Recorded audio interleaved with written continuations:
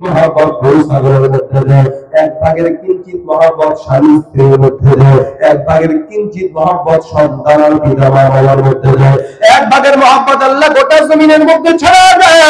হাদিস শরীফে পয়গম্বর ডাকতে বলেন, উম্মত, 100 ভাগের 1 ভাগ মহব্বত গোটা জমিনের মধ্যে আমার আল্লাহ ছড়ান পর একটা মায়ের যদি সন্তানের প্রতি এমন ভালোবাসা হয়, একটা সন্তানের প্রতি বাবার মহব্বত যত বেশি হয়, বাকি মহব্বত 99টা ভাগ মহব্বত তোমরা জানো।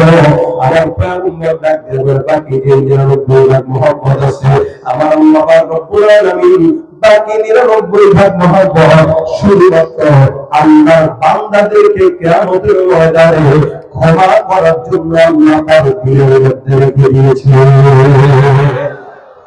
1 ভাগ মহব্বত নিয়ে আপনার আমার যদি এই দশা হয়, মা যদি মারা যায় সন্তান কাঁদতে কাঁদতে বেহুশ, বাবা যদি মারা যায় সন্তান কাঁদতে কাঁদতে বেহুশ, আমার আল্লাহ ডাকতে বলে, দুনিয়ার বান্দা, আমি আল্লাহ তোমাকে কত মহব্বত করি বান্দা, তুমি জানো আমি আল্লাহ পাক রব্বুল আলামিন আসমান বানাইলাম, আমি আল্লাহ পাক আদেশ দিয়ে বানাইলাম, 6 দিন আসমান বানাইলাম, আদেশ দিয়ে বানাইলাম, গরু ছাগল আদেশ দিয়ে বানাইলাম, আসমান আদেশ দিয়ে বানাইলাম, জমিন আদেশ দিয়ে বানাইলাম, কিন্তু বান্দা তুমি জানো তোমার মতো বান্দাকে আমি আল্লাহ আদেশ দিয়ে বানাই নাই। আমার আল্লাহ পাক রব্বুল আলামিন ডাকতে বলে, আয়া আদম খলাকতুকা বিয়াদি, আমি আল্লাহ হে বান্দার বান্দা তোমার মতো ইমানদার বান্দাকে আমি আল্লাহ আমার নিজের কুদরতে হাত দিয়ে বানাইলাম।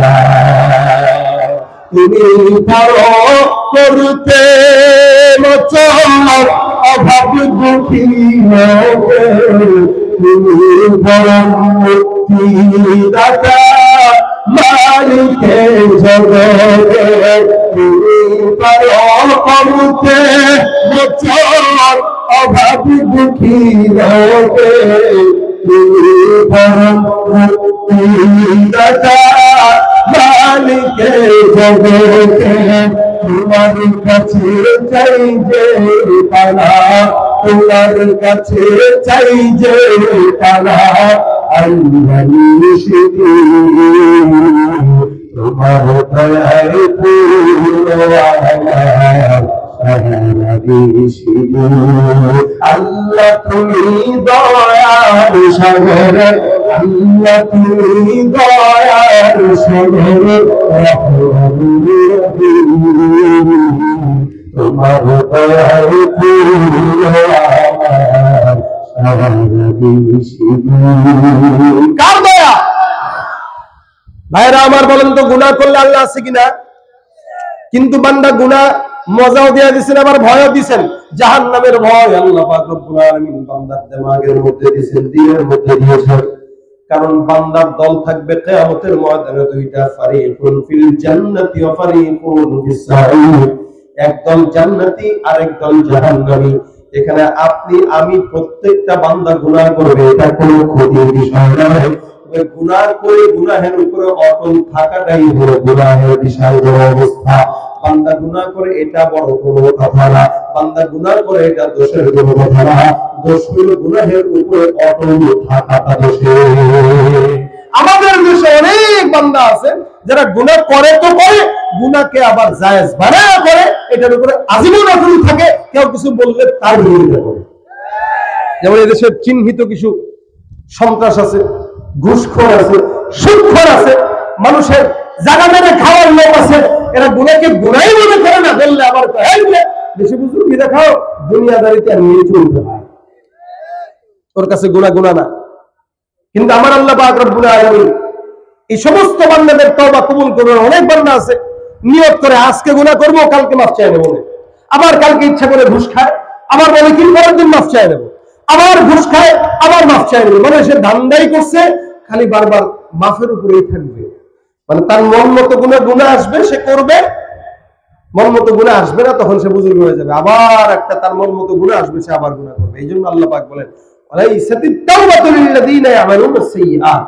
যারা কন্টিনিউ গুনাহের উপরে থাকে এদের কোন প্রকার তওবা আল্লাহ কবুল করবে, যারা কন্টিনিউ গুনাহের উপরে থাকে। কিন্তু যারা গুনাহ করে আবার অন্তরের মধ্যে এতটুকু এহসাস হয় যে আমি যেটা করছি এটা খারাপ, আল্লাহ পাক তাদের জন্য বলেন ইয়া ইবাদিয়াল্লাযীনা আসরাফু ইয়া ইবাদিয়াল্লাযীনা আসরাফু আলা আনফুসিহিম লা তাকনাতু মির রাহমাতিল্লাহ ইন্নাল্লাহা ইয়াগফিরুয যুনুবা জামিআ ইন্নাল্লাহা ইয়াগফিরুয যুনুবা জামিআ ইন্নাহু হুয়াল গফুরুর রহিম। আয়াতটা দিছেন কে? কথা বলেন কে? আমার আল্লাহর কথা সত্য না মিথ্যা? আল্লাহ পাক রব্বুল আলামিন বলেন, হে বান্দা পয়গম্বর উম্মতদেরকে জানায় দেন যারা তার নফসের উপর জুলুম করছে ওই বান্দা যেন টেনশন না করে, কারণ বান্দা গুনাহ করতে দেরি আর যদি ডাকে আমি আল্লাহ বান্দার ডাকে সাড়া দিতে 1 সেকেন্ডের জন্য দেরি করি না। উদাহরণস্বরূপ হাদিস শরীফে ঘটনা আছে, মুসা পয়গম্বরের জামানার ঘটনা। আল্লাহর নবী মুসা পয়গম্বরের অনেক বড় পাওয়ার ছিল, একটা মালিকের সঙ্গে কথা বলতে, যার নাম কালিমুল্লাহ। আল্লাহ পাক কোরআনের মধ্যে বলেন ওয়া কাল্লামাল্লাহু মুসা তাকলিমা, যাকে আল্লাহ পাক কোরআনে কারীমুল্লাহ নাম দিয়েছেন, আল্লাহর সঙ্গে বারবার কথা বলবো।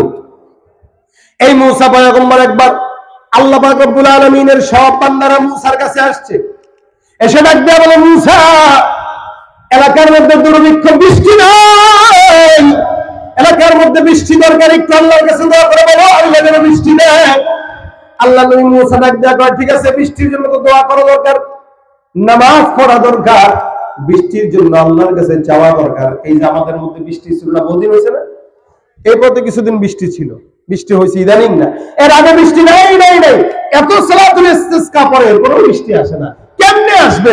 নামাজ পড়লে বৃষ্টির নামাজ ইখলাসের সাথে নামাজ পড়ার আগেই 14 ক্যামেরার সামনে দাঁড়িয়ে যাবে। আল্লাহর সঙ্গে গোপন প্রেম করবেন, এখানে আবার ক্যামেরা কেন? বৃষ্টির নামাজ পড়বে, মানুষকে বলতেছে যাও যত উম্মত আছে সবাই চলে আসো, নামাজ পড়ে আল্লাহর কাছে চাবো।